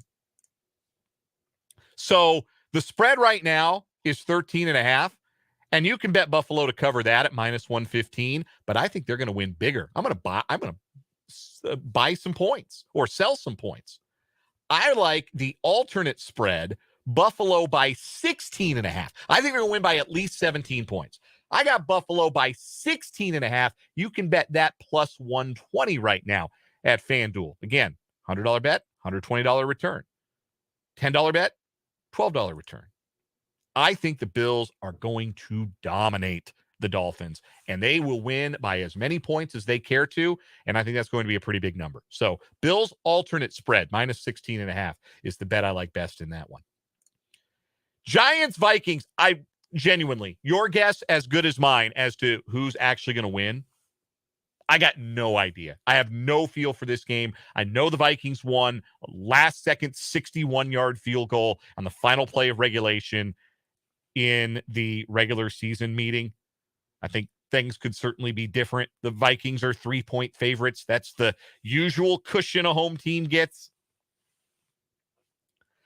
So your guess as good as mine. So I'm staying away from the spread, and I'm staying away from the total, which is 48.5. I have another touchdown prop in this game that I like. It's Isaiah Hodgins. And if you haven't been paying close attention to the New York Giants, you may not know who Isaiah Hodgins is, but he has really come on strong since he came to the Giants. He was, I believe, signed off of waivers. He started the year with Buffalo, caught 4 passes for the Bills against the Steelers in week 5, played 3 snaps against the Chiefs the next week, then turned up week 10 against the Texans in a Giants uniform. And all he's done as a Giant in 8 games is catch 33 passes and 4 touchdowns. And of those 4 touchdowns, they all came in the last 5 weeks. And his best game was against Minnesota. He had 12 targets in that game, caught 8 of them for 89 yards and a score. I think he's going to do it again. Very clearly, there's a rapport developing between Hodgins and Daniel Jones. And I think that Minnesota's defense will be paying a lot of attention, understandably, to Saquon Barkley in this game. That's going to leave Hodgins available to score touchdowns. I think he's going to get one, and that's plus 280. That's my biggest long shot bet that I'm giving you here on my best bets for Wildcard Weekend on 580 Sports Talk. Isaiah Hodgins, anytime touchdown, plus 280. For Baltimore and Cincinnati, I do think that Cincinnati is going to win, even understanding that Baltimore should be in better shape offensively if Tyler Huntley can play, and even understanding that Baltimore split the regular season series. I still think that Cincinnati is too talented and playing too well to lose this game at home. I know they just played last week. I don't know if that favors one team or another, the fact that they literally just saw each other. It does make it a little bit more fascinating. It's an intriguing element added to the game. I don't know who it benefits, but I just trust the more talented team, the defending Super Bowl champs who were playing really well down the stretch. Here's what I don't think is going to happen, though. I don't think Joe Burrow is going to put up monster numbers one way or another.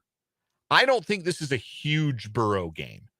I think this is a game where he plays well. Don't get that confused with me saying I don't think Burrow's going to be a factor, or I think the Ravens are going to keep the Bengals passing attack in check. But that's certainly possible. Burrow's total passing yards against the Ravens this season, 217 yards and 215 yards. Joe Burrow's passing total in this game, his over-under, is 265 and a half yards. He came up well short of that number the first two times they played each other. And I think he's going to come in under that number again, because I do think that Baltimore will make it a little harder for Cincinnati to move the ball and have the big chunk plays through the air. But I also think that Baltimore's offensive futility is going to result in Cincinnati being able to run the ball a lot more in the second half. And that will keep Burrow's passing total under that number for me. So Joe Burrow, under 265 and a half passing yards. That's minus 114 right now from our friends at FanDuel. And one final one for you for the Monday Nighter, Dallas and Tampa Bay. This is the other underdog I like this week. Tampa Bay is 2.5-point underdogs at home against the reeling Cowboys. Tom Brady plays quarterback for Tampa Bay, knows a thing or two about winning in the playoffs. Mike McCarthy is the coach of the Dallas Cowboys. He knows a thing or two about not winning in the playoffs. I think Tampa Bay is going to win this game. I think they're going to win it in a similar fashion that they won it in week one, where defensively they frustrate Dallas all evening and make it really hard for the Cowboys to sustain drives. Dak Prescott struggling. You've got you've got the difficulty they're having running the ball right now with Tony Pollard banged up and with Ezekiel Elliott being just kind of old and not real explosive. I don't think the explosive plays in the running game are going to be there for Dallas, and I think Tampa Bay is going to keep them in check on offense. And for the Buccaneers and Tom Brady, I think that they are going to forget about running the football, and they're going to play action Dallas to death, and they're going to throw the ball a lot. I think Brady has a monster game. I think he probably throws for over 300 yards. Maybe you like his passing total over, which I actually don't know what that is. I'm going to go look right now. Passing total for Tom Brady is 275 and a half yards. I think he goes over that. I think they're going to throw it and throw it and throw it some more. But ultimately, I think the underdog is going to win, which means the best value bet is the money line. So Tampa Bay on the money line, plus 112. I like two underdogs on the money line. So real quick recap. George Kittle anytime touchdown, plus 155. Jacksonville money line, plus 118. Bills alternate total, minus 16 and a half, plus 120. Isaiah Hodgins touchdown for the Giants, plus 280. Joe Burrow under 265 and a half passing yards, minus 114. Buccaneers money line, plus 112. Those are my best bets for Wildcard Weekend, and the easiest way for you to get into the playoffs is with FanDuel, America's #1 sportsbook. New customers join today to get started with $150 in free bets, guaranteed when you place your first $5 bet. Just sign up with my promo code Lucero. FanDuel's got all your favorite bets from the money line to point spreads to player props, and you can even combine your bets for a chance at a bigger payout with a same-game parlay. All on an app that's safe, secure, and super easy to use. So football fans, don't miss out. Place your first $5 bet to get $150 in free bets, win or lose, with promo code Lucero. And make every moment more with FanDuel, official sportsbook partner of the NFL. You must be 21 and present in Kansas. First online real money wager only. $10 first deposit required. Bonus issued is non-withdrawable free bets that expires in 14 days. Restrictions apply. See terms at sportsbook.fanduel.com. FanDuel is offering online sports wagering in Kansas under an agreement with Kansas Star Casino, LLC. Gambling problem? Getting help is your best bet. Call 1-800-522-4700 or visit ksgamblinghelp.com. That's going to wrap up this 4 o'clock hour of 580 Sports Talk. We've got a truncated 5 o'clock hour due to high school hoops. Brendan Dworzynski is on the scene in Tecumseh, getting set up in the Crow's Nest or the Thunderbird's Nest, if you'd rather, at the home of Shawnee Heights Thunderbird basketball. Shawnee Heights hosting Seaman in girls and boys basketball tonight. Should be two excellent games. We're going to throw to him at some point in the 5 o'clock hour, 5:15, 5:20, 5:30, somewhere in that range. But in the meantime, we got our Blue Dot of Kansas headlines coming your way in the 5 o'clock hour to kick it off, as we always do. Got the NFL All-Pro teams to tell you about. Eric Bieniemy got a head coaching interview last night. We'll tell you where.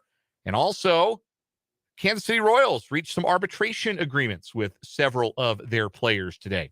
We'll tell you who's coming back to KC next year. That's all coming up. Stay with us. The 5 o'clock hour, 580 Sports Talk on 580 WIBW.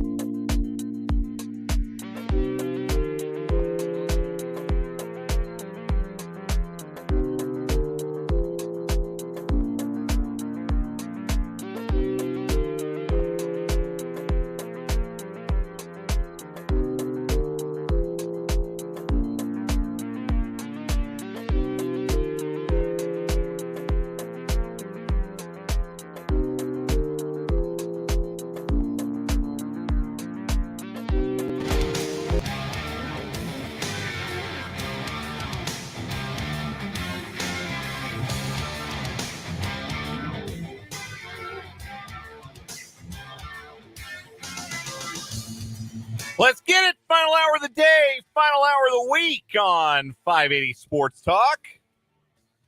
Dan Lucero hanging out with you for just a little bit longer. We're going to throw it at some point in this 5 o'clock hour to Brendan Dworzinski and the coach, Larry Latimer, for the call of the 580 Preps Game of the Week on the hardwood tonight between Seaman and Shawnee Heights in Tecumseh at Shawnee Heights.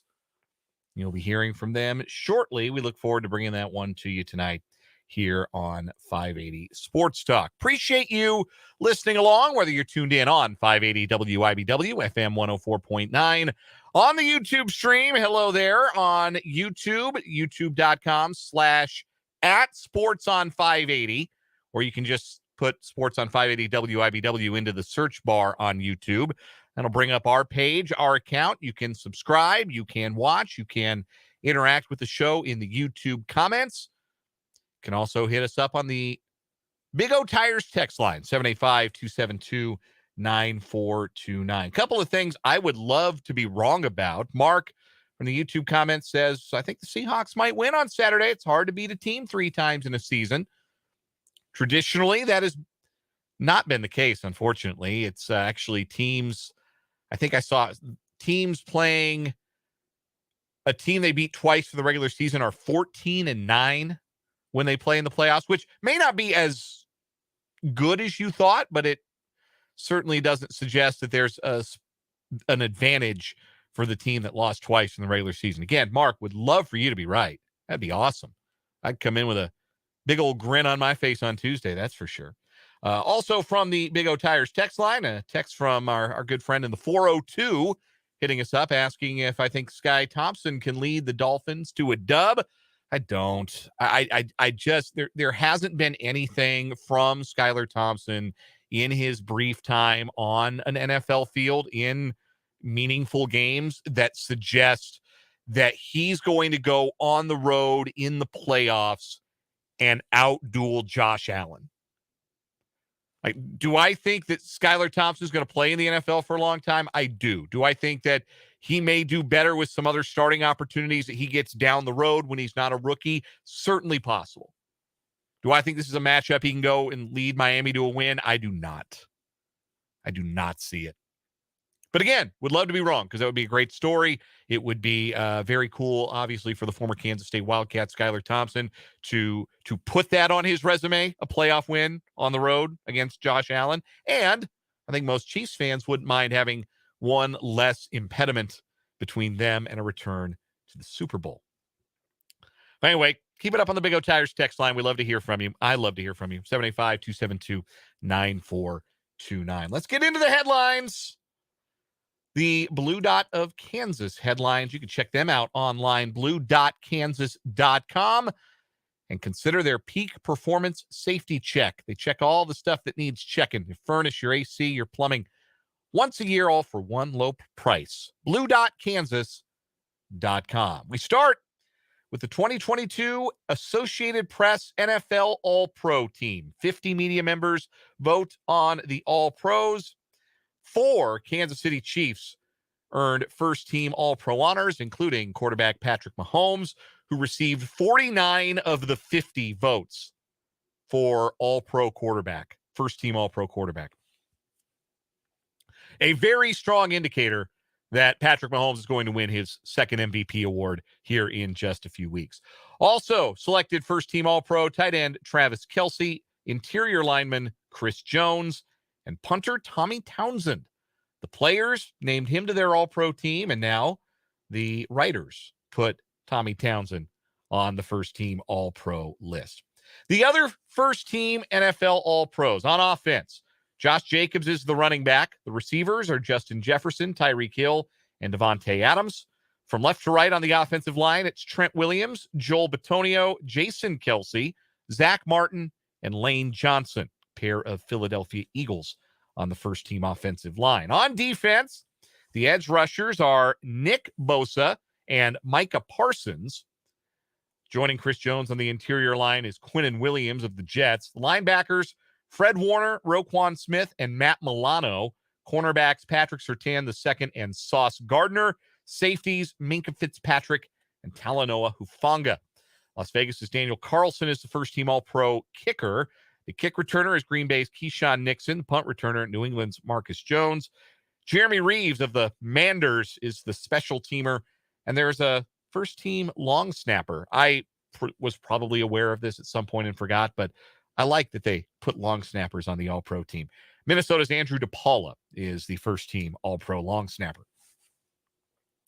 The second team AP All-Pros, Jalen Hurts is the quarterback. Nick Chubb is the running back. George Kittle, the tight end. The wide receivers, A.J. Brown, Stephon Diggs, and C.D. Lamb. Left to right on the offensive line, a pair of Chiefs are second-team All-Pros. Andrew Thomas at left tackle from the Giants. Kansas City's Joe Thuney and Creed Humphrey are the left guard and center, respectively. Then it's Chris Lindstrom of Atlanta and Tampa Bay's Tristan Wirfs at guard and tackle on the right side. On defense, the second-team All-Pro edge rushers, Myles Garrett and Hassan Reddick. The interior linemen, Dexter Lawrence and Jeffrey Simmons. At linebacker, Bobby Wagner, C.J. Mosley, and Demario Davis. The cornerbacks are James Bradbury and Jair Alexander. The safeties both come from the AFC West, Derwin James and Justin Simmons. Second-team All-Pro kicker is Justin Tucker. Second-team All-Pro punter, Tennessee rookie Ryan Stonehouse. The kick returner from Minnesota is Kene Nwangwu. The punt returner is Detroit's Khalif Raymond. George Odom of San Francisco is the special teamer. The long snapper is Nick Moore of Baltimore. I have no complaints. I have no gripes. I have no major snubs here. The players I felt deserved it for the Chiefs were all first-team All-Pro. Jones, Kelsey, and Mahomes were slam dunks. I don't know enough about punting to determine if Tommy Townsend was the best punter in the league, but the players thought so, and the media thinks so, and that's good enough for me. So 4 first-team All-Pros. Very cool to see Creed Humphrey get second-team All-Pro honors along with his line mate Joe Thuney. 6 Chiefs All-Pros from the Associated Press. As a texter from the 785 of the Big O Tires text line puts it, the writers and players Chiefs All-Pros match exactly. Apparently the Scriveners got it right. There's also one here from the 785 saying no way Cordero Patterson should have been first team. He was not an all-pro selection by the writers. He was an all-pro selection by the players all-pro team, which was released earlier this week. But the writers got it right and put Keyshawn Nixon from Green Bay as their first team kick returner. Second teamer was Nwangwu from Minnesota. So no honor for Cordero Patterson. That was the big brick from the players all-pro teams. No question about that. Let's keep the headlines going. We'll go to the NFL's coaching carousel. It was thought that maybe there would be an opening in Los Angeles. Not so. Sean McVay, after mulling over his future, has decided he's going to come back and coach the Rams next season. Rams went 5-12 this year as the defending Super Bowl champions, and there was a lot of discussion about McVay's desire to remain a head coach. There was similar talk even coming into and coming out of last year's Super Bowl, because McVay talked a lot at Super Bowl Media Week last week about not wanting to coach into his 60s and wanting to do other things that weren't football related. There was a lot of talk as this season came to an end because it went south in a hurry for the Rams, and it's hard to see that it's going to get a whole lot better soon. Like, they should be healthier next year. Obviously, it'll be nice to get Cooper Kupp and Matthew Stafford and Aaron Donald, presumably healthy for an entire season. But those guys aren't getting younger, and the Rams, you may be well aware, don't have a lot of draft capital to work with because they traded it all to go get guys like Stafford and Jalen Ramsey and Von Miller and the guys who helped him win the Super Bowl. So there was some thought that maybe Sean McVay didn't want to hang around for what feels like an inevitable rebuild there in Los Angeles, that maybe he didn't have the passion or the desire for it. It certainly seemed as though things were headed towards him parting ways after the news yesterday that he was allowing his assistant coaches to pursue other opportunities elsewhere. His offensive coordinator, Liam Cohen, left for Kentucky, which not a lateral move, going from the Rams to the middle of the pack in the SEC. But apparently McVay has told the Rams he will remain their head coach. I hope for Sean McVay's sake that this is the thing he really wants to do, and he is not stuck in a spot where he doesn't want to do it but doesn't know how to leave. Like sometimes you think, well, it's just easy. Just quit. Just walk out. If it sucks, hit the bricks. We're big proponents of that on this radio show. You can just leave. If something sucks, hit the bricks. If you're not having fun doing it, don't do it. But anybody who's encountered that in real life, when it's hard to walk away, that's kind of where Sean McVay is right now, because he is one of the best coaches in the NFL. He does have a Super Bowl ring. He is young enough that it would still be surprising that he walked away. He doesn't want to do it into his 60s. Sure, get that. He's only 37. So I hope that this is Sean McVay coming to terms with, you know what? I do still have a passion for this. I do still have something that burns within me to do this, and I'm going to keep doing it just a little while longer, rather than feeling like, man, if I quit, I'm letting people down. I'm doing this. I hope he's doing it for him. That's, I guess, what I'm getting to. I hope that Sean McVay is doing this for Sean McVay and not for his players, not for Les Snead, not for the Cronkies, not for any of the people like the fans or the NFL cognoscente who would feel let down if he were no longer a coach. I hope this is a Sean McVay decision for Sean McVay, and I hope that for his sake. Keeping it moving on our 580 Sports Talk headlines, once again brought to you by Blue Dot of Kansas, online at blue.kansas.com. Today was the arbitration deadline in Major League Baseball, which means the teams had until today to settle with their arbitration-eligible players. They would either come to terms on a salary figure for the upcoming 2023 season, or the two sides, the team and the player, would go to the arbitration process. Most teams like to avoid arbitration. Most players probably like to avoid it too. Arbitration can be a pretty uncomfortable process for everybody involved, because the team sits down across from you and has to tell you that you're not worth what you think you're worth. And that's not fun. But most Royals players, I think all of them who were arbitration eligible, have come to terms today. There were 8 of them. And the only one I guess we're not sure on at this hour is Brady Singer. Now, that doesn't mean that Brady Singer's not going to be a Royal next season. In fact, there are lots of times where teams might not agree to an arbitration figure, but that's because they're working on something longer term. And with the year Brady Singer had last year, it wouldn't surprise me in the least if the Royals are perhaps trying to come to terms with Singer on a long-term contract extension that would buy out the rest of his arbitration years. But everybody else agreed to terms today. That was Nicky Lopez, Chris Bubich, Josh Staumont, Taylor Clark, Amir Garrett, Scott Barlow, and Brad Keller. Some of the salary figures are public. Brad Keller is making $5.775 million next season, a raise of less than $1 million. Typically, arbitration allows a player to get a raise on a year-by-year basis. Brad Keller did not have an awesome 2022, as I'm sure if you're listening, you're well aware. So his raise kind of muted by that fact, and the fact that he might be pitching out of the bullpen instead of as a starting pitcher next year. Nicky Lopez agreed to terms with the Royals.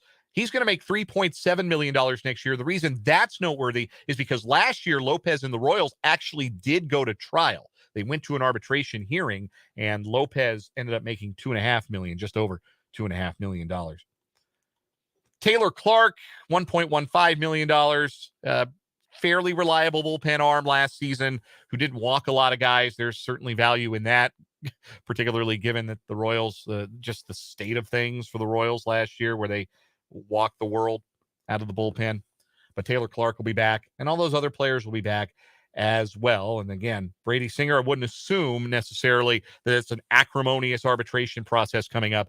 I would be more inclined to assume that it might be a long-term extension for Singer, as it's put on the 785, or from the 785 on the Big O Tires text line. Royals better stick a big hook in Brady Singer. No question about it. That's a guy who should be a building block for their pitching rotation for many years to come. I'm going to take a break here on 580 Sports Talk. On the other side, a final word that will go on as long as it needs to as we get you set for high school basketball tonight here on 580 Sports Talk.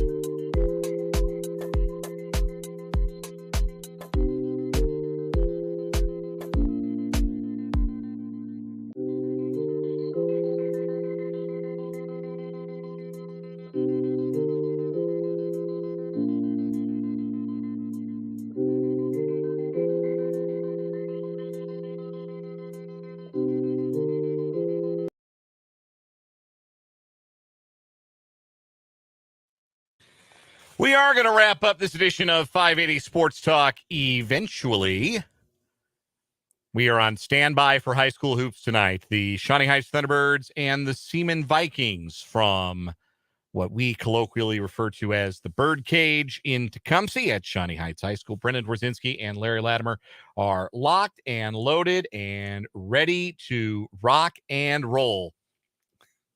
I have a helpful texter on the Big O Tires text line giving me my script and break glass in case of JV overtime. I appreciate that, 785. Last I heard, 8-point lead, 3 minutes to go, and that was a little bit ago here. So hopefully we avoid the JV overtime tonight. And if not, we're going to do another Ask Me Anything on the text line. So that's what we'll do. But anyhow, for my final word, one thing I want to see from every Wildcard Weekend game, just one thing, result aside, that I want to see in the game. From Seattle and San Francisco, I want to see the Seahawks win. Okay, I lied about results aside, right? I want to see the Seahawks win. I'm a homer. I'm biased. I want the Seahawks to win very much. It would be super awesome if they knocked off a team playing as well as anybody in the entire NFL. And it would totally validate Pete Carroll and Geno Smith, who I am very fond of. So that is what I want to see in that game. I want to see the Seahawks win. Chargers, Jaguars. I want to see a quarterback duel between Herbert and Lawrence. I just want to see big-time play after big-time play from both of those guys. I want to see electricity from that quarterback matchup. I want to see the kind of quarterback matchup that makes it very clear, regardless of result, that those two guys are in it for the long haul in the AFC and are going to make some trouble in the future for the Josh Allen, Joe Burrow, Patrick Mahomes triumvirate. It has not stopped blowing my mind all week since I heard the stat that Patrick Mahomes is the oldest AFC playoff quarterback. That is absolutely bonkers. He's the old man in the club.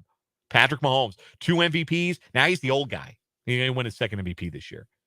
Blows my mind. But anyway, there's no such thing as having too many good quarterbacks in the league. And I'd like to see Herbert and Lawrence level up in a playoff setting on Saturday night. For Miami and Buffalo, what do I want to see? I don't know, competitive football. I don't think I'm going to see that. I'd like to see Skylar Thompson play as well as he can. I would hate to see Skylar go out because I do like him. I'd hate to see him go out and throw like 4 picks and be the reason the Dolphins lose. I would hate to see that. I just think they're going to struggle. I think that teams have figured out the Miami offense, and that Miami right now would struggle to score points against Buffalo, regardless of who their quarterback is, that they would struggle in this game, regardless of who their quarterback is going to be. So I would like to see Skylar acquit himself as well as he can in that game. Giants, Vikings, I want to see chaos. I want to see something weird. I want to see a double doink. I want to see a double reverse wide receiver pass for a touchdown. Give me chaos. Give me weird, because the Giants and Vikings, I think, are good for that. That could very well be the most fun game of the weekend. Ravens, Bengals, what do I want to see? Again, I guess I'm asking for a competitive game here. I want to see the Ravens defense maybe show how to slow down the Bengals and give the rest of the AFC, namely the Chiefs, a bit of a clue as to how they might be able to do that if they meet them again down the line.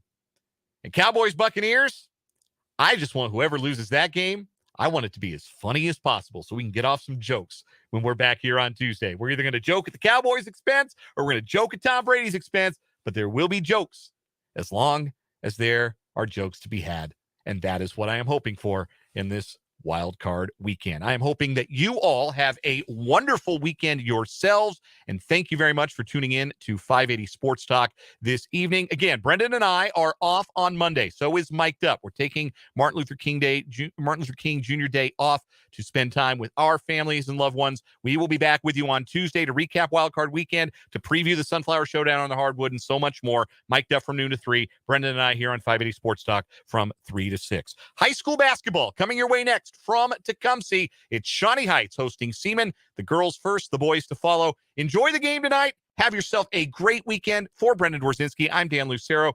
This has been 580 Sports Talk.